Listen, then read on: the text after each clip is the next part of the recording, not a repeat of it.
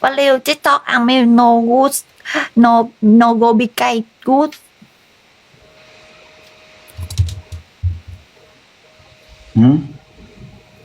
Sorry TikTok ăn meal no be cay được. Me today said, you live close, you go to the my all friend speaking, this my no, I like it. Why? Hả? You speak it. You speak Việt Nam ấy. Vietnam 1 minute. आपने कल मेरे भाइयों के बोल दिया ये अच्छा आदमी नहीं है.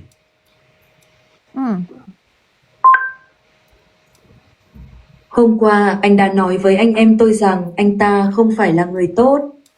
No. Hôm qua khi bạn nói như vậy ở Việt Nam là điều cấm kỵ. ये दोस्तों नमाज शेयर की कमा दे मैं तो नहीं मालूम नहीं दे. कल आपने कहा था कि वियतनाम में इस पर पाबंदी है. आप ये người gia đình bạn लोग nói मुझे là bạn đang đùa giỡn nên tôi đã hiểu ra. What liu? तो इसके घर वालों ने कहा कि वो मजाक कर रहा है तो मैं समझ गया. No. Ok. Làm ơn xóa video khỏa thân này đi. Mọi người làm tôi thấy thở ơ quá. Video gì? Làm gì có video nào ỏ ơn TikTok quét nữa nè.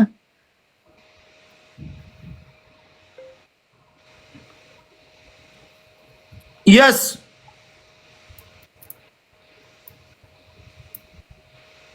Wait a minute. आप ये नंगा video delete करो please.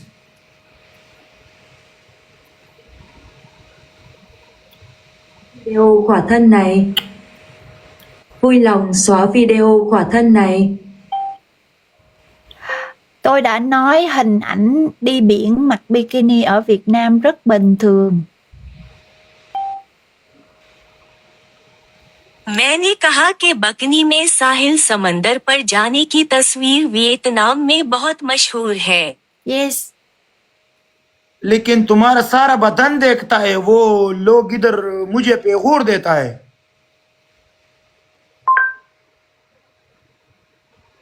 Nhưng toàn bộ cơ thể bạn đang theo dõi. Những người ở đây đang chú ý đến tôi. Oh. Sorry. Delete please उसको डिलीट करो यार मेहरबानी करो. Làm ơn xóa cái này đi bạn.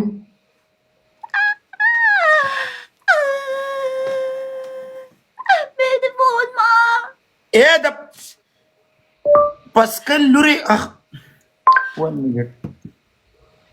Pekin. Allah पस्कनी उर्दू की संग पस्कल लुरे. Sa. पद वाला लड़की तुम इसको डिलीट करो.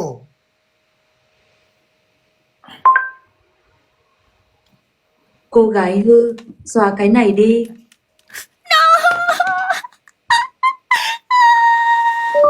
आप मेरे साथ प्लाट करते हो लख दिल्लानत तुम्हारा मुंह पे.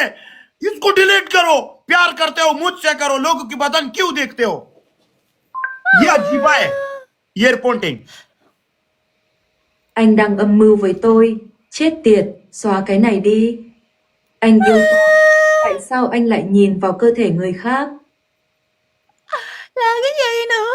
Trời ơi. ايه ده انا اقول لوري راح انا وده Sao mà cái đám đó như thế ở Việt Nam là bình thường mà. delete Tự nhiên kêu người ta xóa không có yêu tôi đâu, bị kêu tôi xóa clip. wait the Tôi xóa clip nữa đó. आप मुझसे प्यार करते हो या नहीं? waiting. Ông mà bò tôi thì tôi mới Anh xóa có chứ. yêu em không? Lâu lâu gặp trên TikTok mà kêu người ta xóa Anh có yêu chịu em. biết Allahu Akbar the nassaluri wak shawarta.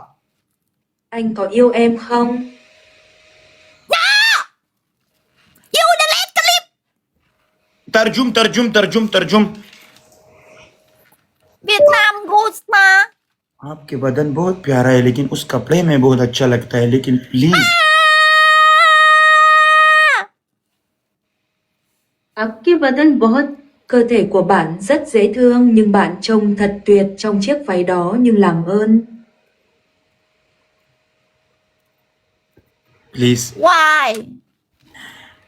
मैं तुम्हारे साथ एक बेड में ना प्यार करना चाहता हूँ लेकिन शादी करना चाहता हूँ please Ông chữ thế không hiệu quả cái ông nhọc. Reporting Anh muốn làm tình với em trên giường nhưng anh muốn kết hôn với em. Làm ơn.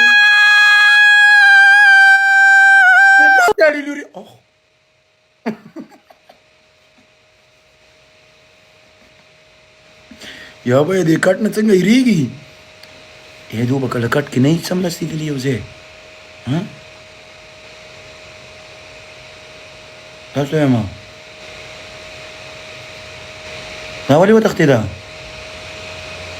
और होते हैं माँ तबे कल रिक्वेस्ट रवाना चाहिए तो शो और लाइव पे कोट बंद कैसे चले वो को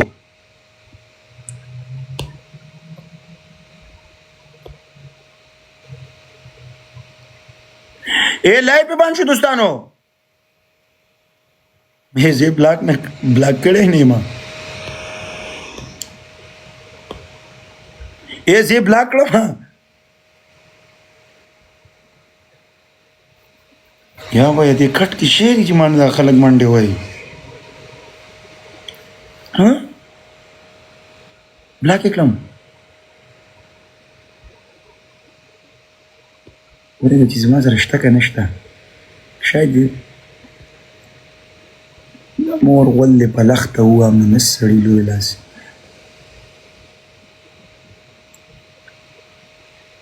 تاسي ما تلاعب راولي गई लाइव बंद को कना मैं तो कोई लाइव नख करी आपने क्यों कट किया लख दिलाना तेरे मुंह पे मुझे खबर हमारे नाराजी Tại sao bạn lại cắt nó? Vận rủi đã nguyền rủa khuôn mặt bạn.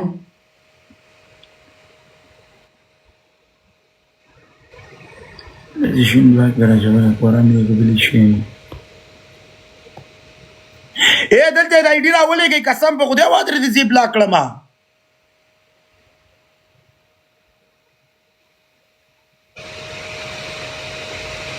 या भाई दानन ना बमान संग बद वरस रागली जिनेरा न दान न मंडे वई वल्ला न बमा ढेर बद वरस कसम दे या भैया इधर शेव इधर चावली को